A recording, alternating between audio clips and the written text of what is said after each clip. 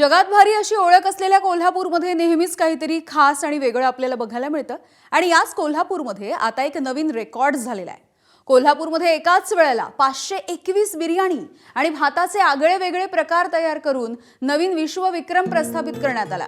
कोल्हापूरमधील master chef Digvijay Bhosale, Ashwini Bhosale आणि त्यांच्या टीमने हा विश्वविक्रम केलाय। यामध्ये पारंपरिक भारतीय पदार्थ, यामध्ये बिर्याणी, पुलाव, खिचडी, पेठा यासह आंतरराष्ट्रीय स्तरावरील रिसोटो, पायला आणि सुशी अशा वेगवेगळ्या प्रकारांचा देखील समावेश आहे। या उपक्रमामधून केवळ विक्रम प्रस्थापित करणं हा उद्देश नसून भाताच्या माध्यमातून जागतिक एकता आणि सांस्कृतिक समन्वयाचा संदेश देणं हा मुख्य हेतू असल्याची प्रतिक्रिया मास्टर शेफ दिग्विजय भोसलेंनी दिली आहे।